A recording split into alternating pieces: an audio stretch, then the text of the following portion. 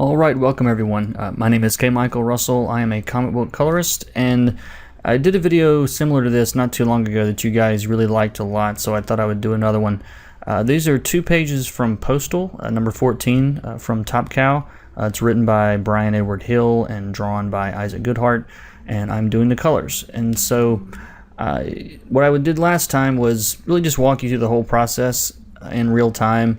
To kind of see what my thought process is on an actual project instead of doing a specific tutorial video. So you guys seem to enjoy that, so I thought I would do it again with this issue, and I might do it with some more pages if I'm able to show those. But preview pages do tend to be released early, so I don't think this will be a problem.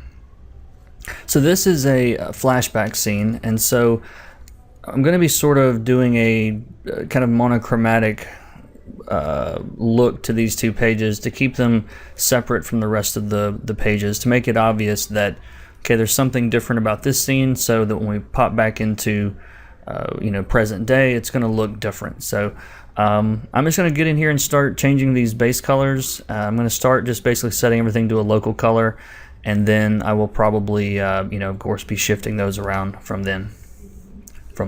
Excuse me.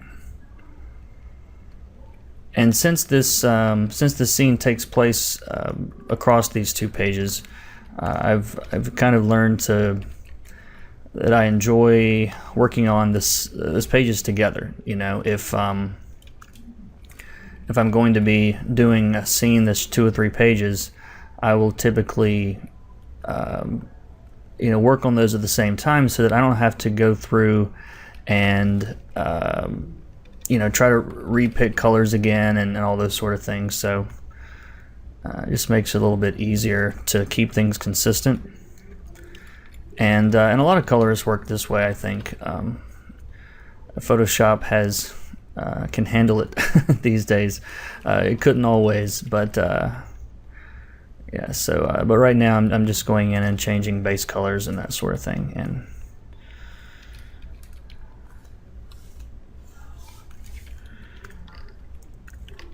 every now and then I will jump back to the flats layer and make an adjustment for something that was colored the same color, or flatted the same color by accident, and it just tends to help later when I just want to grab a certain color or a certain part.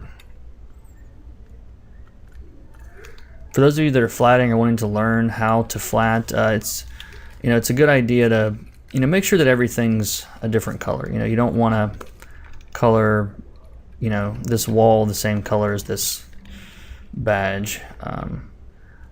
My flatter does a great job, of course. There's a lot to there can be a lot to keep in mind sometimes, and every colorist probably has their own quirks of what they want to see and that sort of thing. So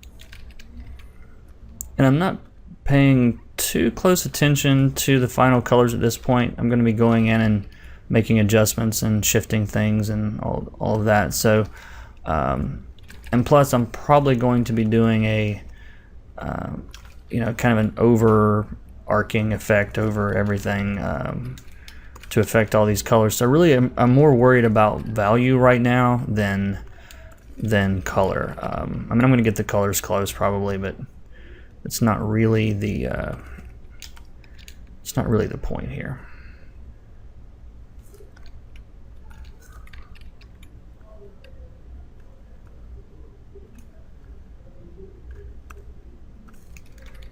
For example, I know I want this guy to be the focal point on this page, and so once the final colors are in, your attention is going to be drawn to this guy.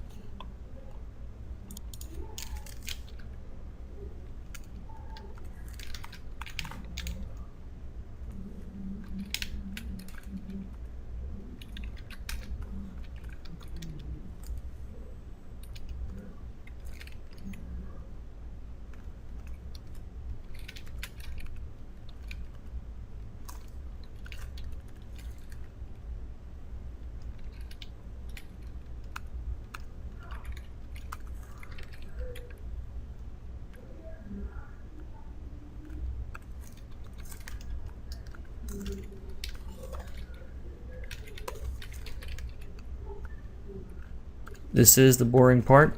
If you guys want to skip ahead or anything right now, this is not particularly exciting.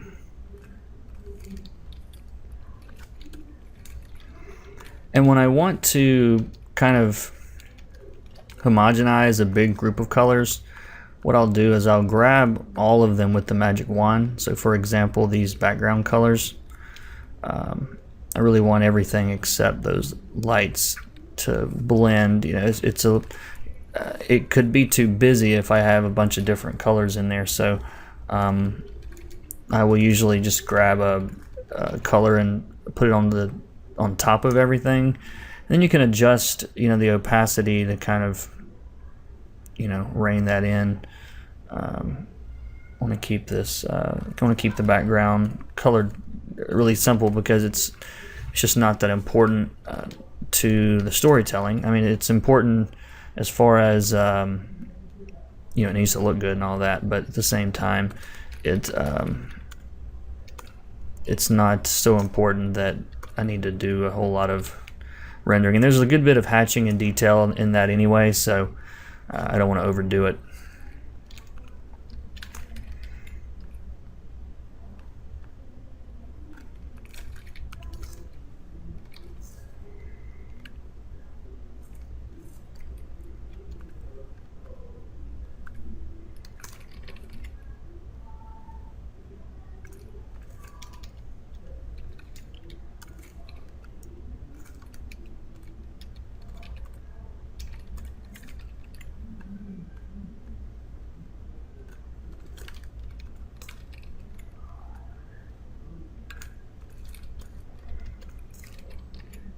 And once I get this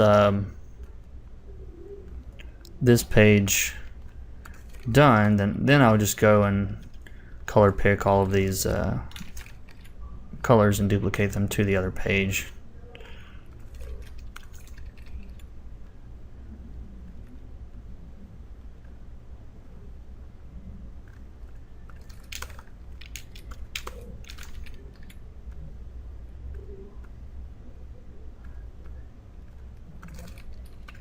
And I do tend to start dark to light, so, or work dark to light, so a lot of these things that are darker now will be brighter in the final product.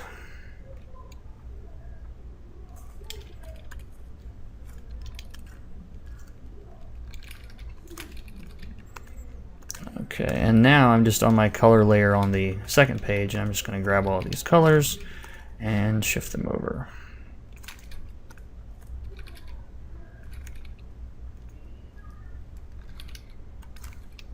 And again, these colors will get shifted around even more, you know, to clarify focus and the storytelling in the panels and all of those things. So we'll cross that bridge later.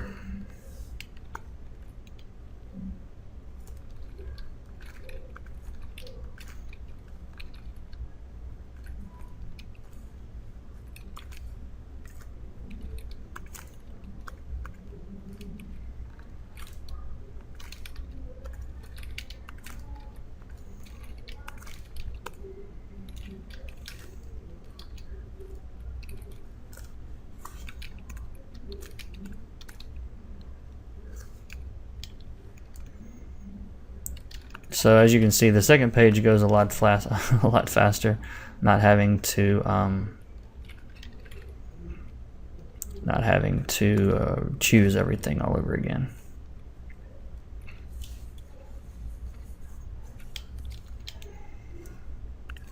All right, so I've got that pretty much done as far as the base colors. And let's see. And again, I really haven't done any pre-planning, so you guys are going to kind of see this on the fly. So if I try things and they don't work, then you'll get to see that too. I never get everything right the first time. I was always experimenting, and I know from watching if you watch a lot of time-lapse videos, you know, I've got a bunch, there are other colors that have a bunch, and it always looks so confident because it's so fast. And you don't see all those little pauses and decision making that happens there. So for you guys that go, you know, I'm just not this fast with the tools, or I've got I'm just not as comfortable with the keystrokes or whatever it is, it just takes practice. I mean, there's no shortcut for that. All right, so there's a flashback in the previous issue from a different character that I used let me see if I can pull this up for you guys.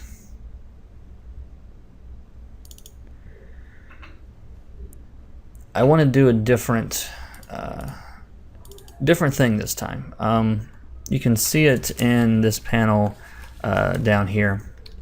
It's kind of a sepia toned, you know, flashback. So this is a different character's flashback. So I don't want there to be any confusion that this is the same flashback or the same person was involved. So I want to get a different overall color this time. And let's just do this. I'm going to first get just grab these two panels, and whatever effect that I decide here, I'm pretty much just going to double it onto the other page here. So I'm going to start with let's see, I did brown last time. Red's hard to work with on these because if it's not just pure red, it either really easily looks pink or it looks maroon, or it just doesn't look like red. So purple doesn't really fit the scene. Maybe like a blue greenish. It doesn't matter. When I say it doesn't matter, I mean the color obviously matters, but the specific scheme that I used for this isn't important as long as it's different. So I'm going to put a color layer on top of this, and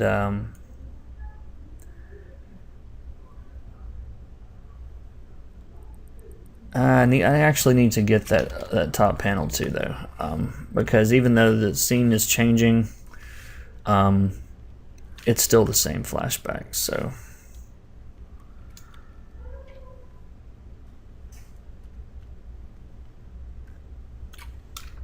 let's get rid of that. What I can do, though, is since I'm going from interior to exterior, I can shift that color just a little bit, you know, from one direction to the next, maybe a little bit, just a tad green, just to let you know that the scene is changing. It's very, very subtle, but it doesn't have to be over the top. I'm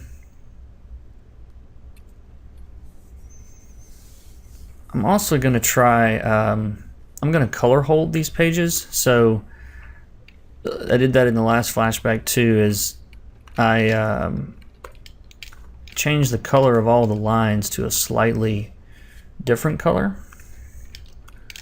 So I'm going to do that here too. I'm going to go ahead and blow this up. Sorry, let me go ahead and get this. I'm not going to be working on that page for a little while, so and you guys can see better.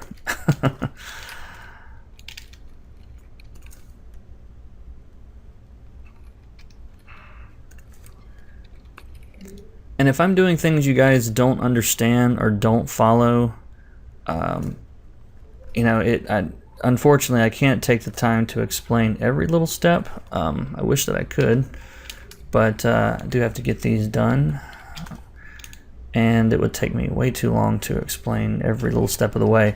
And if you've watched my channel very much, you probably already know this, but I do have a coloring course that it's about 10 hours long that goes into all the details and all the specifics, all the shortcuts that I've worked out, and it's my method. I'm not saying it's the best method, but it's my method. There are many ways to do this stuff. So, which reminds me, I'm going to link a channel that I recently discovered, a fellow colorist. He's working on Wonder Woman right now. Jeremy Colwell has a channel that he's recently started being a little more active on, and he's mainly doing time-lapse videos. So if that's your thing, then check him out. I actually enjoy watching those myself. I pick up some tricks all the time. One thing he does, he tends to work, and I used to work in screen a lot, but he uses screen mode just to get in his highlights really quickly, kind of rough, and then he goes back in normal mode to sort of tighten things up, which I'm not sure why I never thought about trying that. It seems like a really good idea. It works, you know, screen works fine, just like normal works fine, whatever your preferred method is. Alright, so I think I've got all these things selected.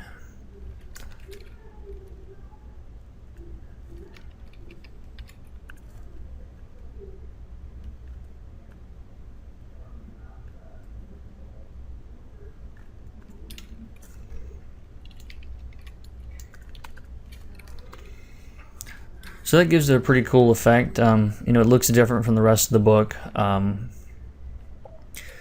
Instead of, let me try something else here. I'm going to turn this off temporarily. This is going to look weird for a second, but instead of using that color mode layer on top, I'm going to do a gradient map. And actually, I kind of like that, but gradient map maps the darkest colors on the darkest values to the darker color on the end of the gradient map, and then the other end is the lighter the lighter colors in the page. It maps to those. So the lighter it is, it's going to look more like this light blue, and the darker it is, it's going to look more like that lighter blue there. And I actually want that to affect everything, so let's do this.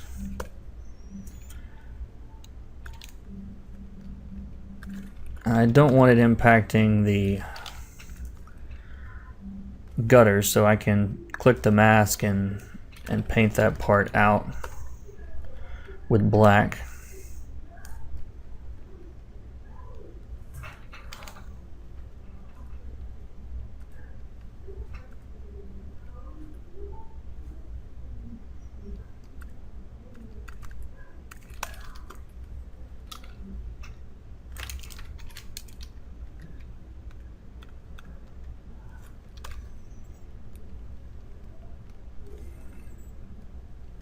And I'm actually going to work under this gradient map for right now and see what that does for me.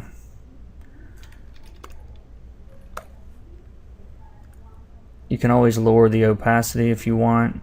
I kind of like that strong blue though.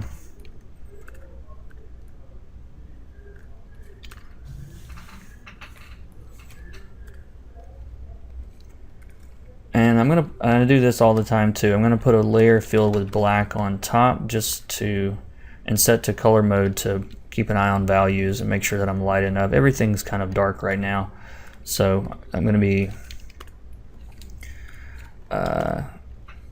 let's see.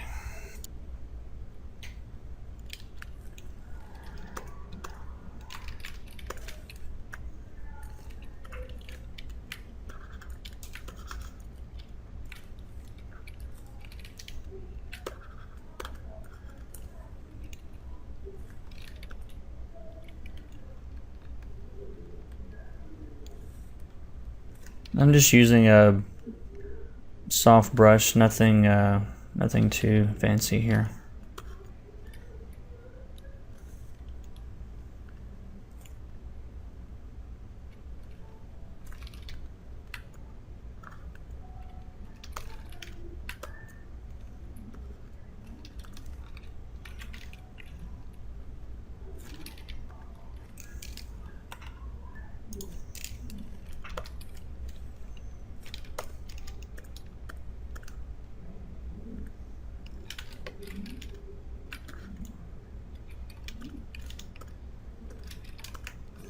So again, on these pages, I'm working under these adjustment layers and under these other layers, so it's everything I'm doing is being affected by those on top. So the colors that I'm choosing just aren't really important as long as they're being affected by those things on top.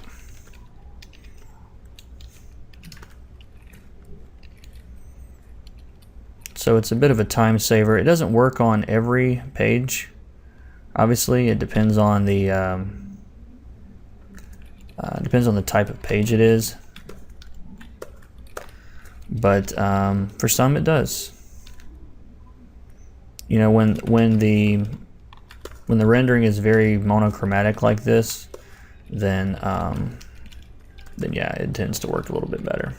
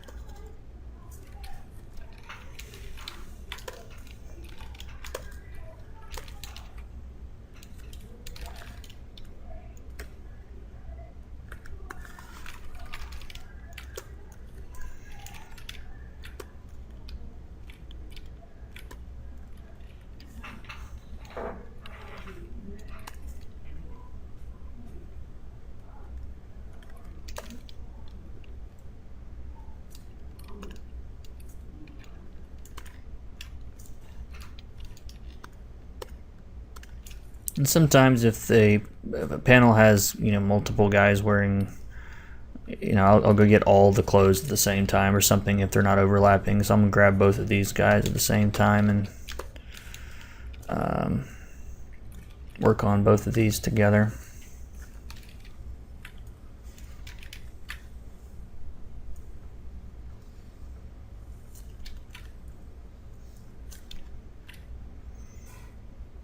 And someone's going to ask, this is a Kyle Webster brush that I renamed Dave Stewart because it kind of looks like it sort of looks like some of what he does in background sometimes.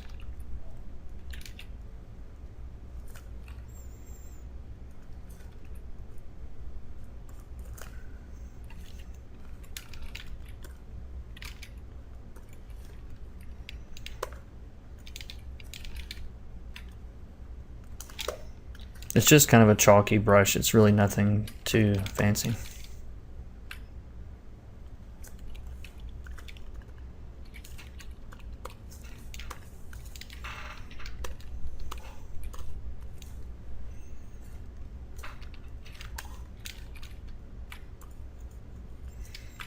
And it's also pressure sensitive, so you'll see that if I'm barely touching it, I can do these kind of light brushy things, but if I want to go harder, I can press it harder and it, you know, works that way.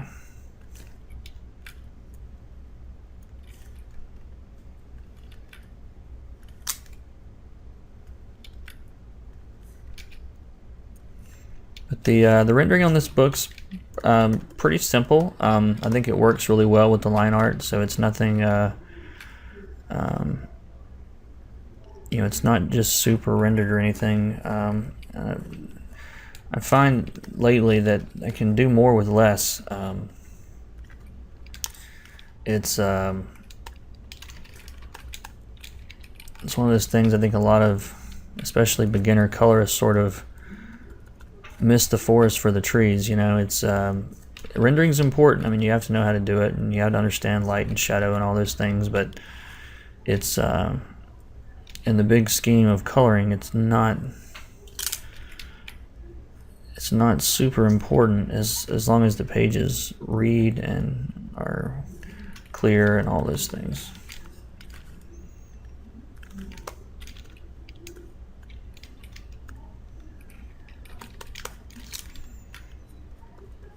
And where you render is important, you know, and where you spend the most time rendering is important.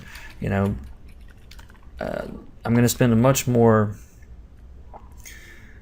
time on the important parts, which are really faces and hands when it comes to people. Go ahead and get that one too.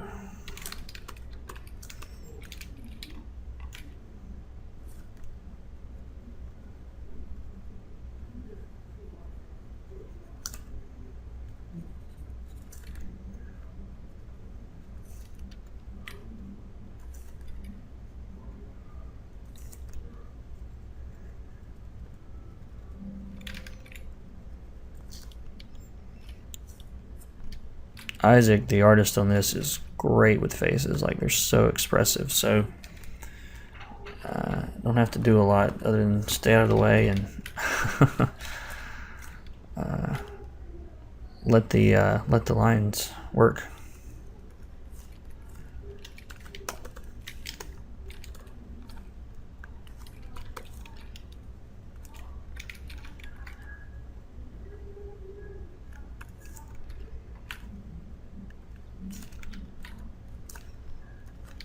So even, you know, even zoomed way out, this is still, you know, obviously this is going to be the focal point in that panel. And I'm going to shift this gradient map a little bit brighter.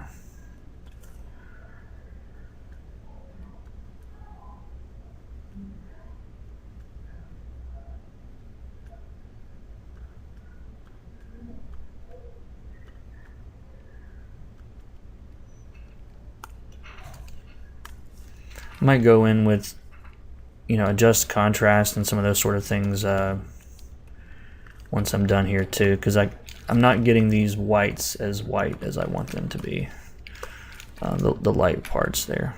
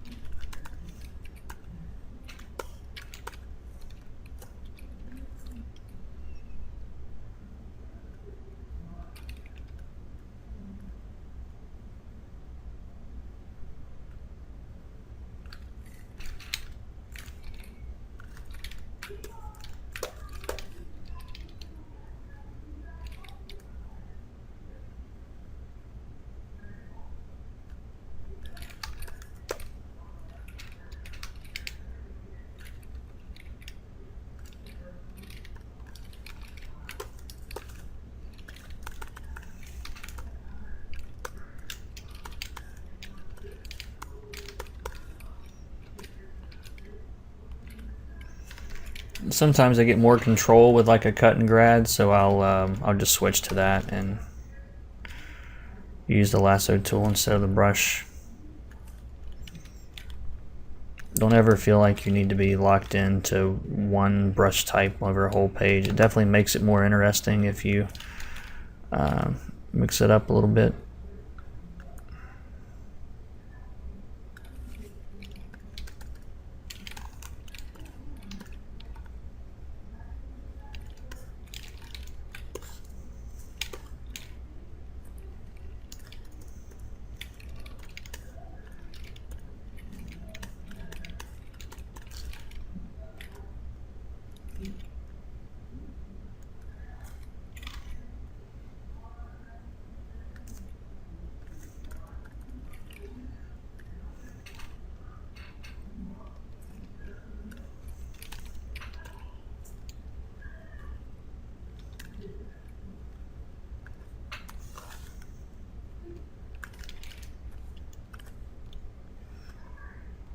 I'm happy with the contrast on this top panel, but not so much in these bottom two. I want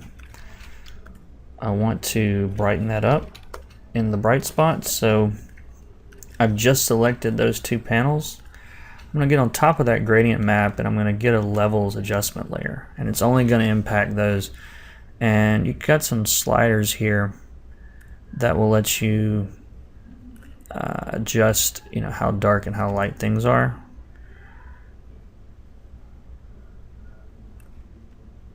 You can also use curves for this, but I'm not quite as comfortable with those. Just never had a lot of practice with them. And it washed some of that blue out, so let me make sure I've still got my hold on one second. Let's see. I lost my selection here. I'm going to get those last two panels again. I'm just using a combination of the magic wand to just select those.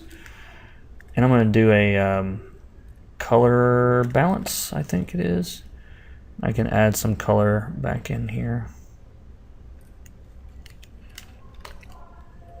And if I ever think this effect is too strong, I can always, you know, use the opacity on that layer to, you know, tone it down. But I want to keep that pretty strong, so I'm just going to leave it there.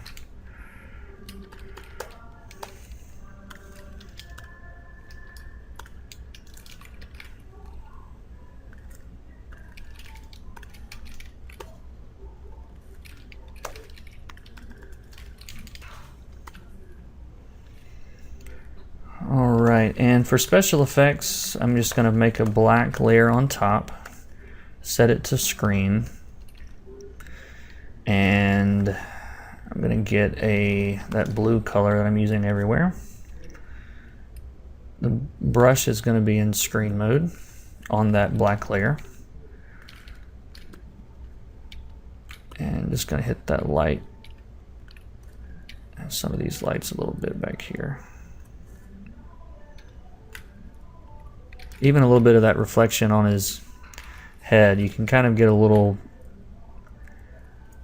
you know, kind of an ethereal feel, you know, putting a, you know, kind of a foggy, you know, it's a special effect, you know, it's a flashback anyway, so sometimes it helps to, it kind of gives it a glowy effect without having to use a Photoshop filter or anything like that. I'm actually pretty happy with this, the way that it is. I've got, if I check my values, I've got a lot of contrast where I want it. I've got my, hold on, let's see. I've got my focal points in these panels. You know, the brighter, they're kind of drawing your eye, that light's kind of drawing your eye up to the characters.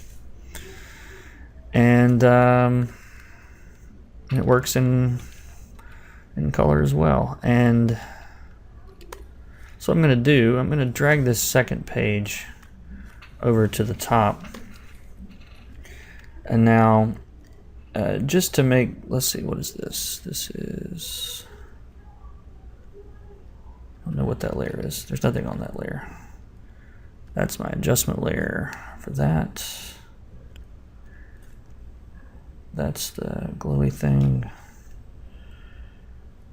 So I can actually grab all of these adjustment layers, because if I want this page to be affected the same way as the other page is, I can grab all of these layers and just drag them on top of the other page. Now, now it looks funny because the panels don't line up. I've got that line where the panels were because of the mask that's being used. So I can go in here and just fill all of the yeah, I can basically paint away that mask with just a hard brush.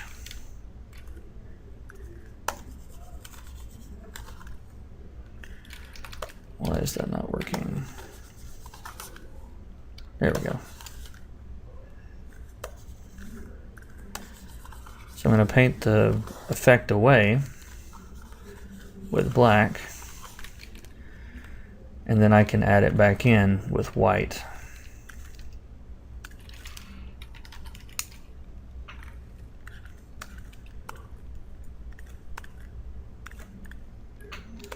So you can see I've pretty much got my base colors set.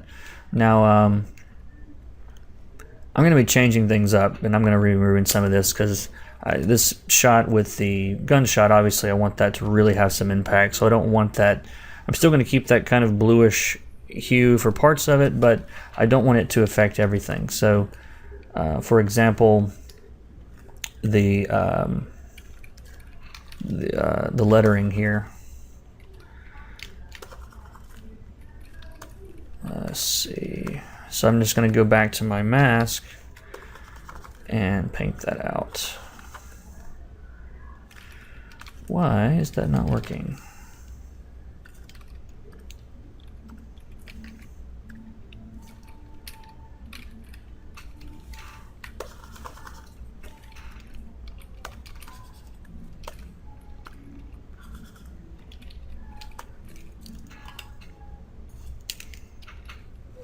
Oh, it's not working because I'm on white instead of black. There we go. I'm painting that mask away from there. And I'm going to, all of these little special effects in blood and all of this, I don't want it impacting that at all.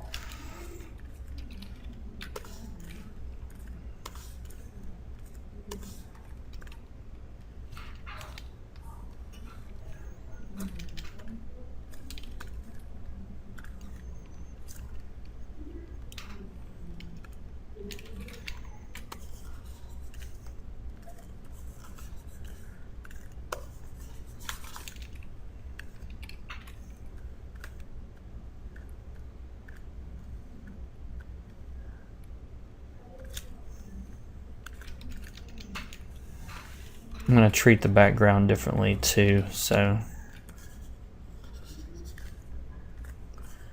I'm going to get rid of all of the effect over that.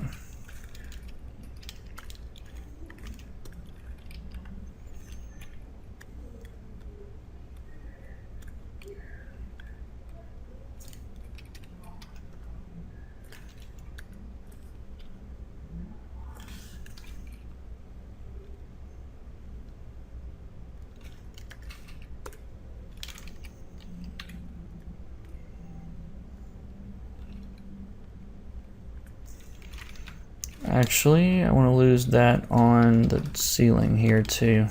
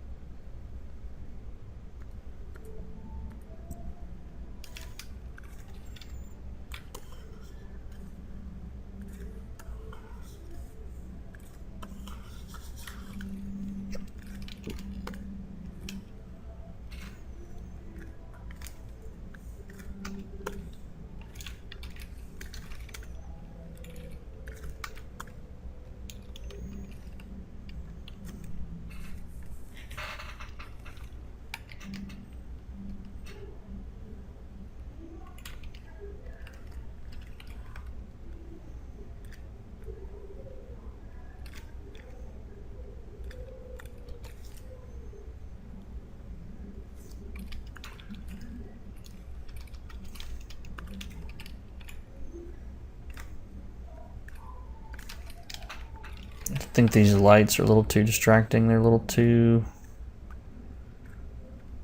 yeah, they stuck out too much. That's better.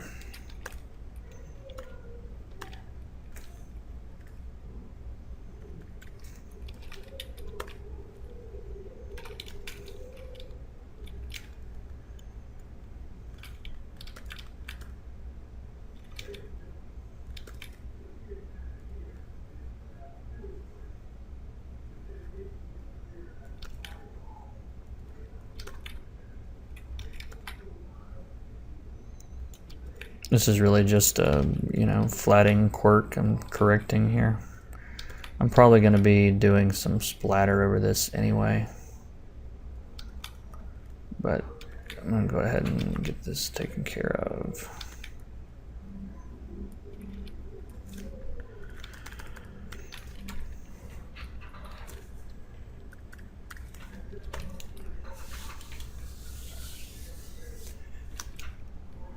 And I think I'm going to do, it's going to take a little bit of time, but I'm going to do color holds on everything behind her in the ceiling to push that back a little bit. So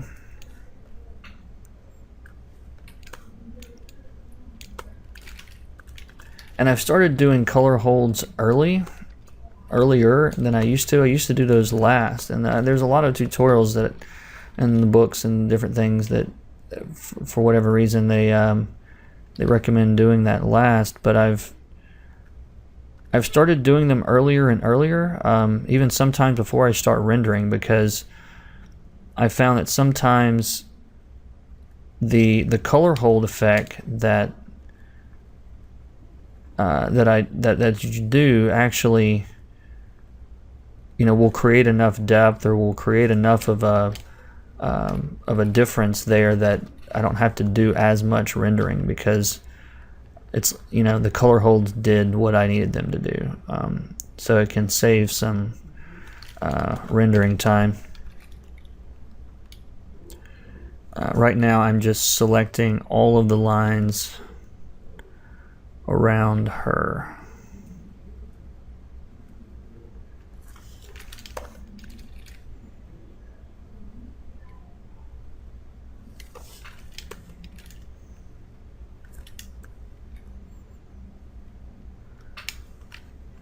If I'd have thought about it, I would have requested, the artist probably has the lettering on a separate layer because he inks digitally. I should have thought to ask for that.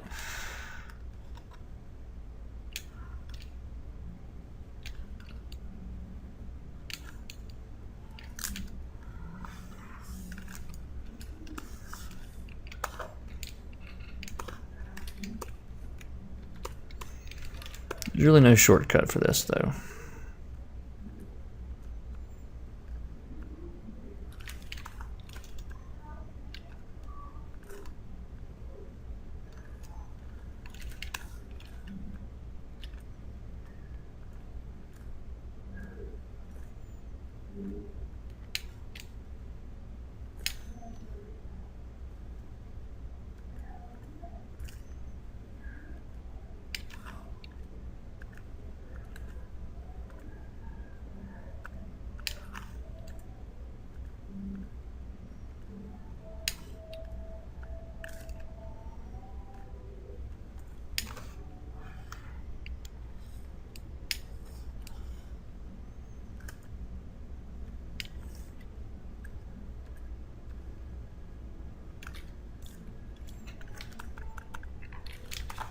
And sometimes what I'll do just to save my selection is I'll just fill it with an obviously wrong color.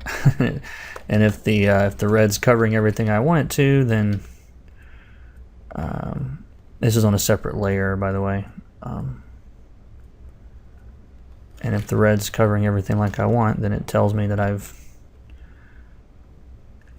selected all the areas that I want without having to look at that little selection that can sometimes be hard to see.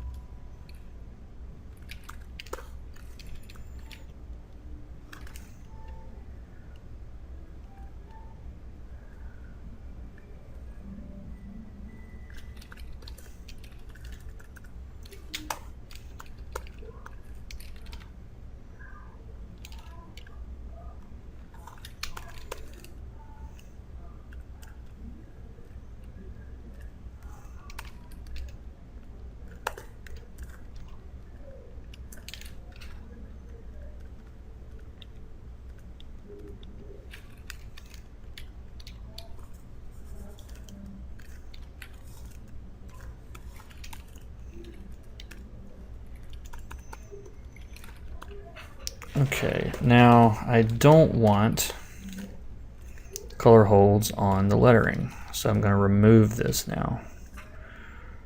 I just went all the way around it first, just to make it easier.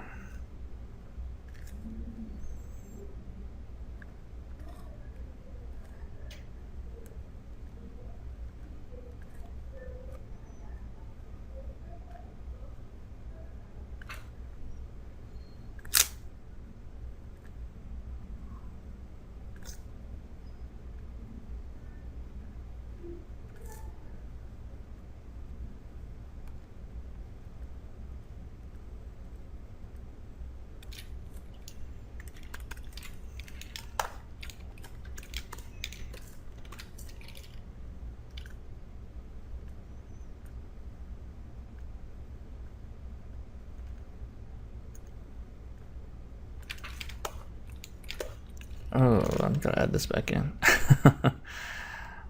I tried subtracting again. I've already subtracted this, and now I'm gonna add this part back. Still didn't work. What am I doing wrong? One more time.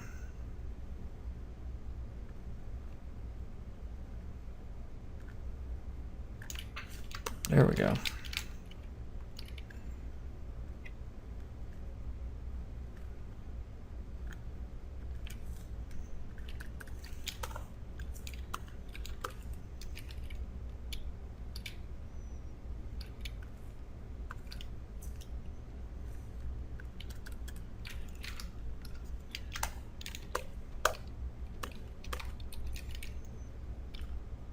And I know some of you might be thinking, why don't you just choose the flats with the magic wand?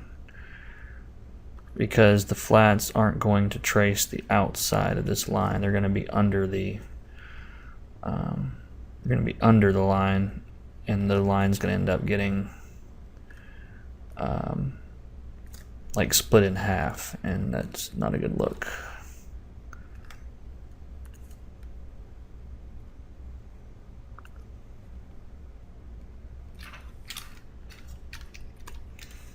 And I'm on a layer kind of above everything right now, or except for the lines. And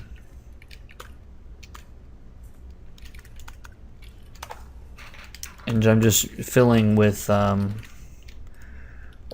removing the this red color that I've put in here, just to, I don't know, it makes it easier to go grab the selection later instead of having to keep track of just the selection. You'll see what I mean at the end. So now the red is covering all of the lines that I want to hold. And when I say hold, we're just changing the color of the lines. So now I can grab the red that I've on this layer by itself, and now my selection covers all of the holds that I want. And whoops, I actually have an action that I use to create holds. That's also in my coloring course, all the actions and that I use to do some of this stuff. Alright, so I've selected all the red. Now I can delete that red layer. Now I can go to my holds layer,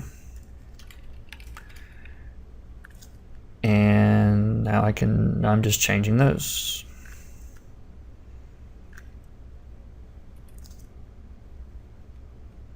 No, I didn't do that exactly like I wanted there. Let me back this up.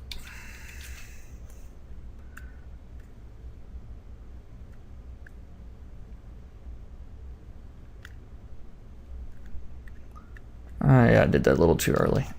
Let me get this edge. I actually did exactly what I said not to do.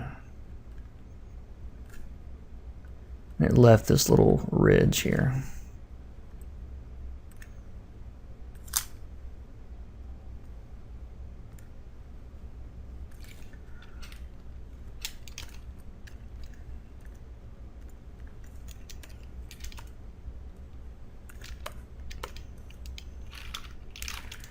try that again.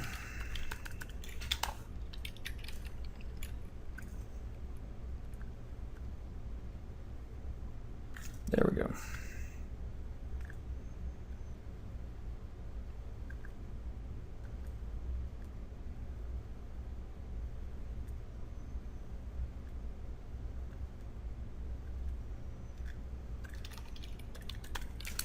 Yeah, so I've got a bit more depth now between her and the guy in front. I want to let some more of that base color come through on her than him. So I don't want that blue adjustment layer affecting her as much as him, because she's going to be lit by the shot of this gun. So I'm gonna just select her. The reason I'm doing this is because if I use the same colors on her as him, like in the same value range, the same effect, then your brain is going to want to put them on the same plane together. And when I say plane, I mean like foreground, midground, background. And so shifting her a little bit back toward the local color will prevent that from happening. So I'm just going to go back to this mask layer and paint with black here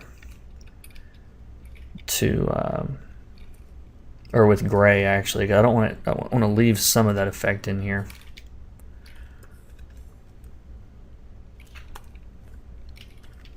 And I'm going to compare this to the other page too.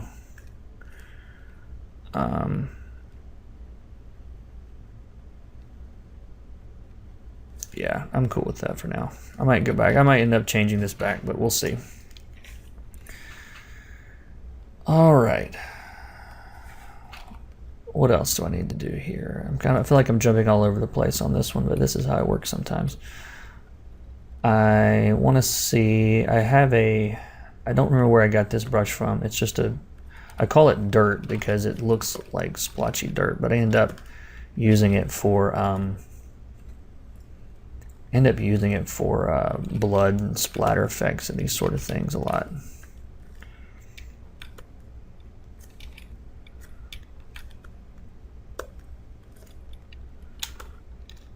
And it just does a good job of looking nasty.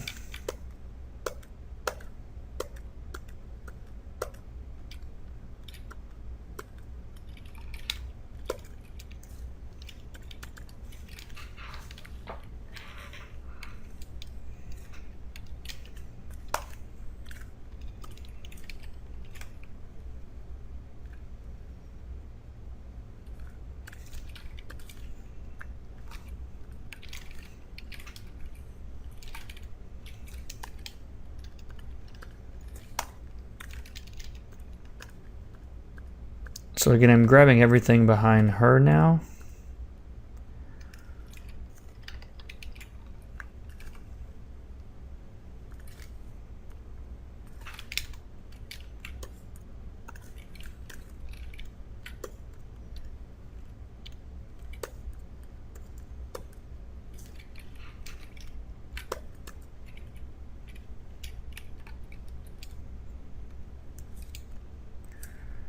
And so it's not just affecting that background, it's also getting the ceiling too. I want all of that to sort of blend together.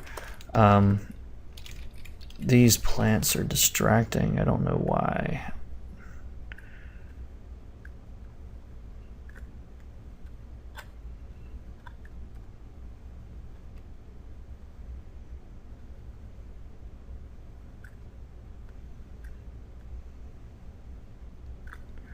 Just not happy with anything to do with these plants.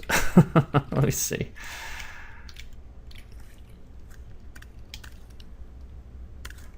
All right, grab the plants, and I'm gonna get rid of all of these layer effects. That's what it was. I didn't want the blue on that. Sometimes that's all it takes.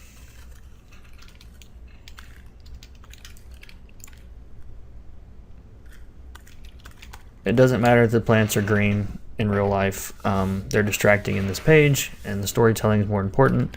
So the plants are now brown. And I'm not going to do a whole lot of rendering on these guys because, again, they're just not that important. But I'm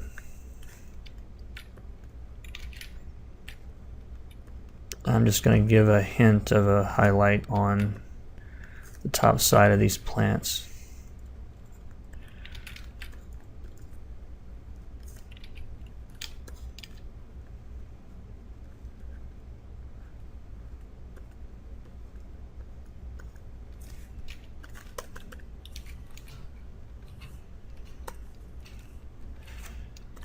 All right.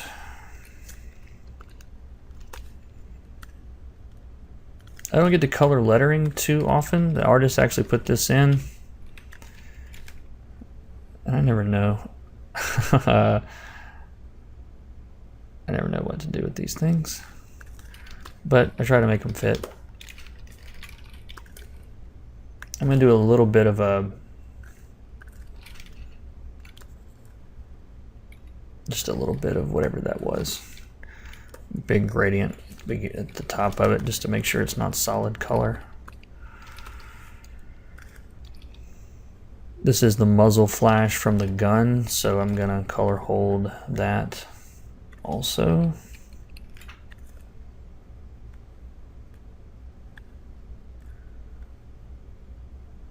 Yeah, just really saturated and all that.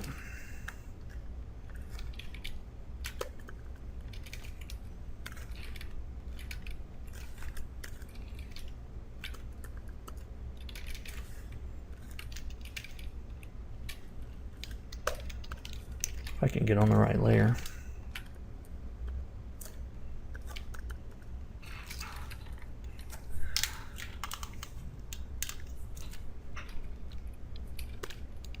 All right, so I've got a much more, high contrast panel here to start with.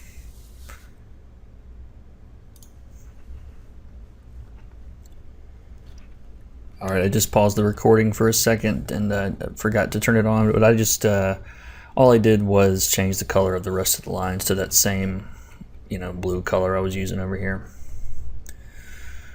All right, so this red is a little strong. I'm just gonna tone that down a little bit.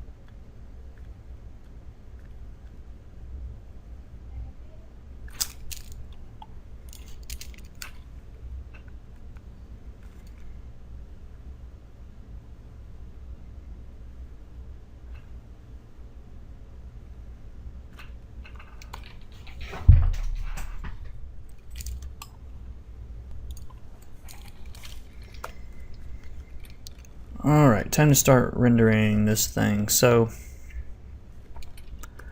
I'm just going to start with her, and since she's got this muzzle flare here going on, I'm going to use that, just use a really light yellow.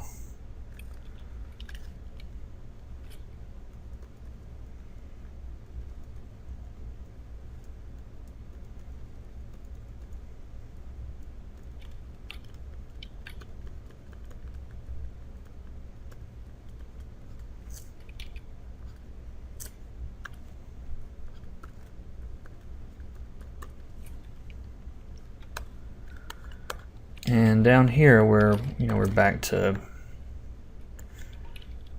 normal. So just keeping that same, or really close to that same highlight color here.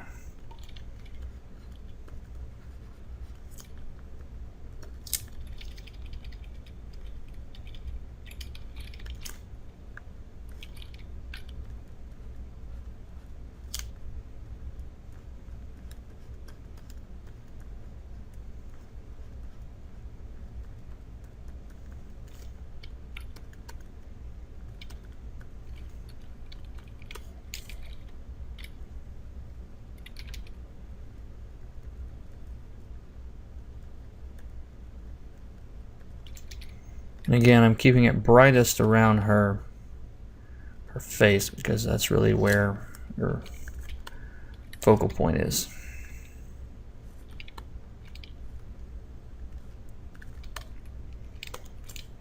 I don't know what I keep pressing to open up whatever that is. Some combination I'm accidentally clicking down here. All right.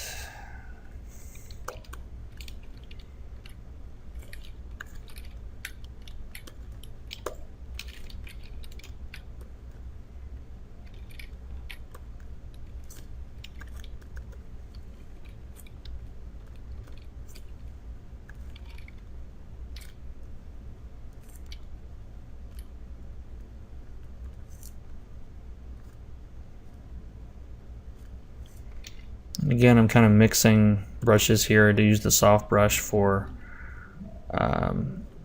the main highlight there, and then just using this other brush to clean it up a little bit.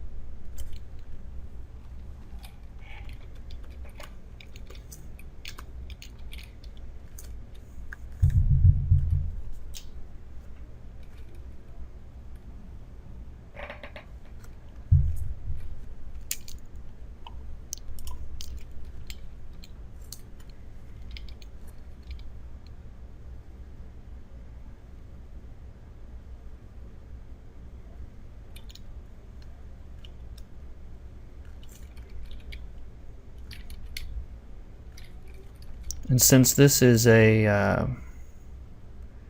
much, it's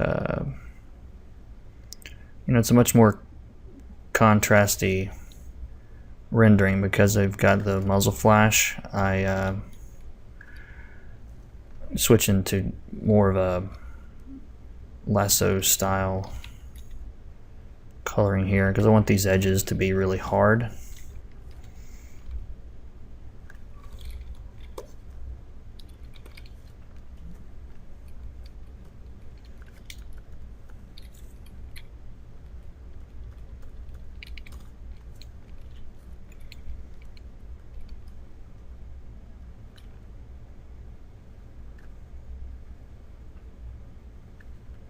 So no brushy rendering here.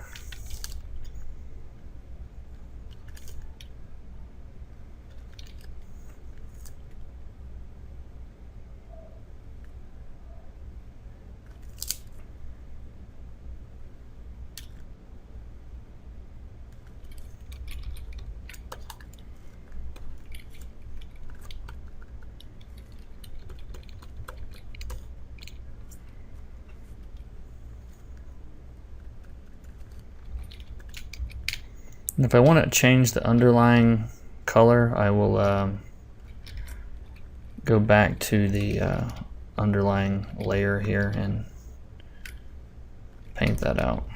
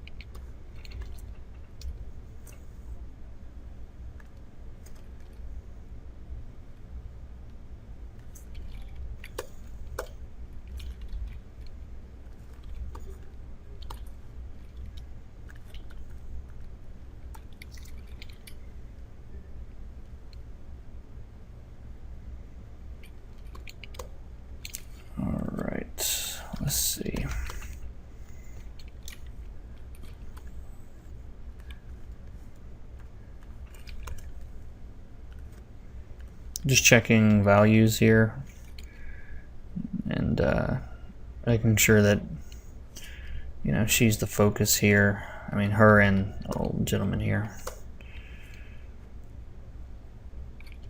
I'm not gonna render quite as detailed on this gentleman.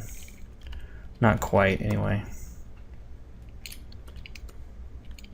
I'm just gonna basically rim light him, since that's about the only way you're gonna see that.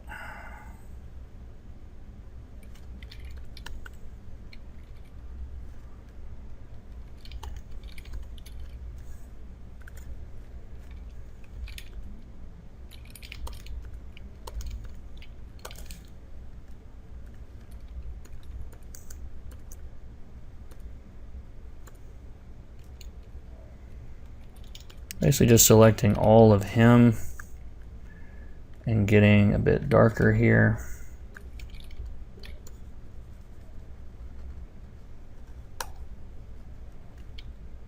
And just kind of putting all of this back here in shadow.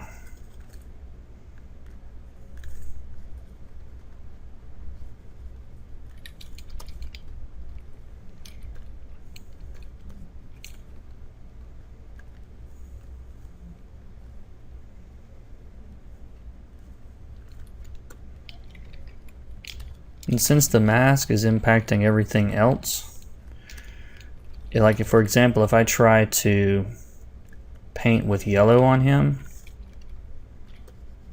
you know, it's still going to come out that blue because of the mask underneath. It's kind of mixing to form like a green. So I'm going to get on top of all of these adjustment layers and just work on that above those adjustment layers, if that makes sense.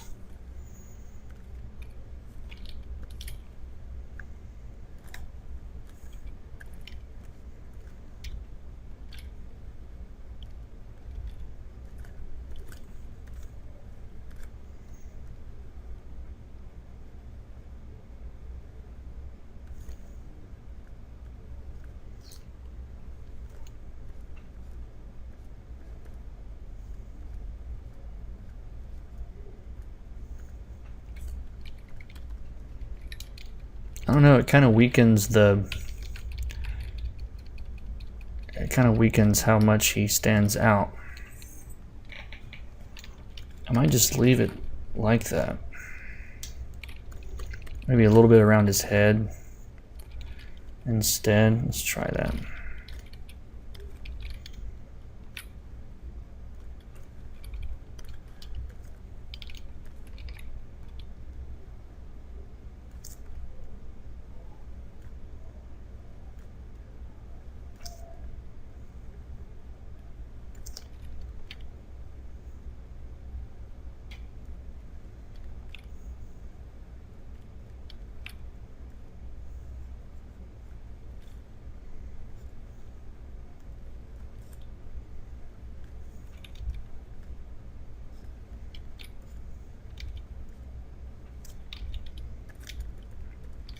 Yeah, let's keep it subtle. Alright. I don't think my lettering is strong enough, lettering color here.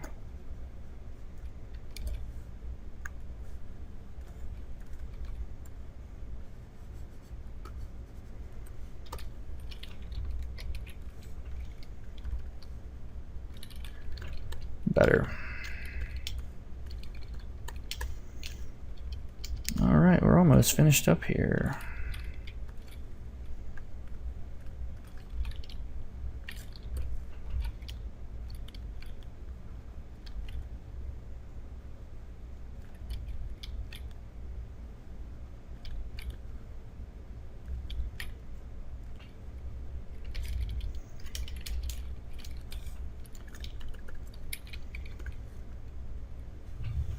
I think I'm going to keep the rendering pretty simple here.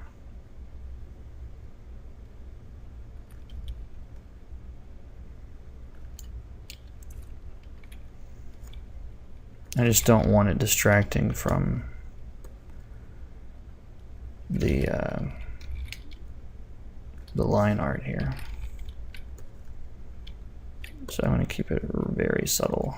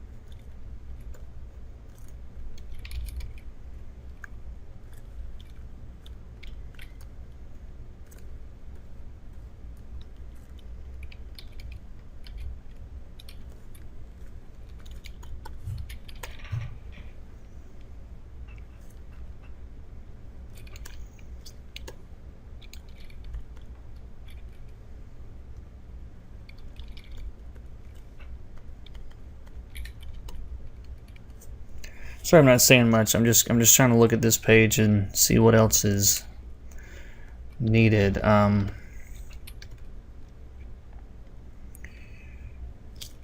think I want some more shadows around her.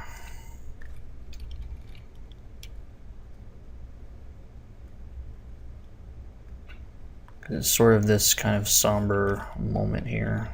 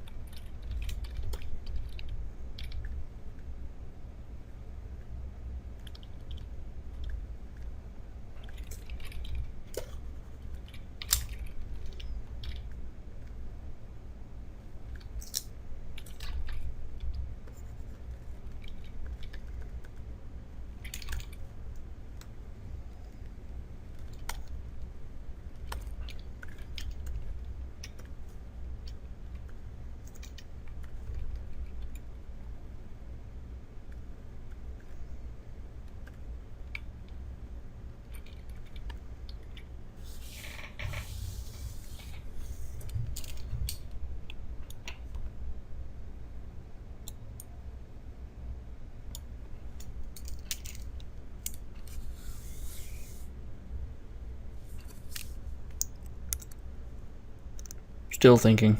I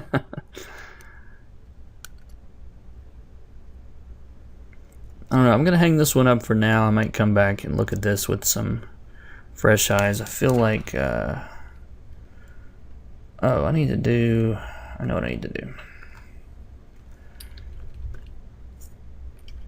I need a glow over here. Let's see. Again, this is a black layer set to screen. Screen brush.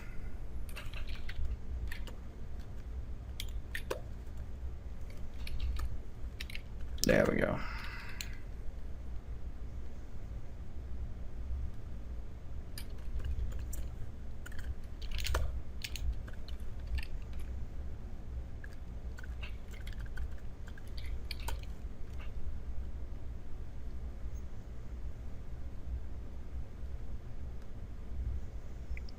I think that's going to do it for now. So here's both pages.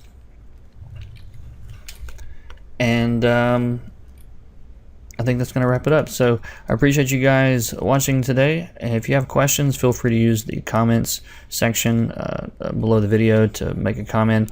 Give me a thumbs up on the video if you liked it. Subscribe to the channel if you aren't. I try to do these videos as often as I can, usually at least every week or two.